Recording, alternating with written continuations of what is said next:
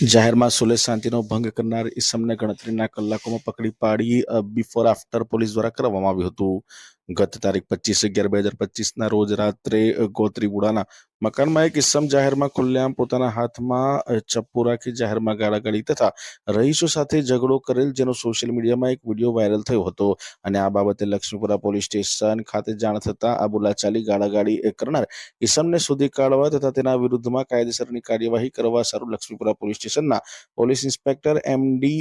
ચૌધરીએ સ્ટાફના માણસોને સૂચના કરેલ હોય, જે આધારે પોલીસ સ્ટેશનના સ્ટાફના માણસોએ આ બનાવવાળી જગ્યાએ જઈ આજુબાજુમાં તપાસ કરી આ જે ઝઘડો છે તે ઝઘડો કરનાર ઈસમને શોધી પકડી પાડી તેના વિરુદ્ધમાં કાયદેસર ગુનો દાખલ કરી કાયદેસરની કાર્યવાહી કરવામાં આવી હતી.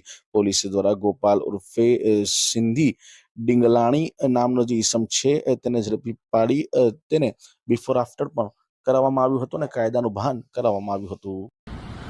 મારા ઘર આગળ ઝઘડો થયો હતો, તો હું ઘરેથી છરી લઈને બહાર આવી ગયો હતો. મારી ભૂલ થઈ ગઈ, આગળથી આવી ભૂલ આવી.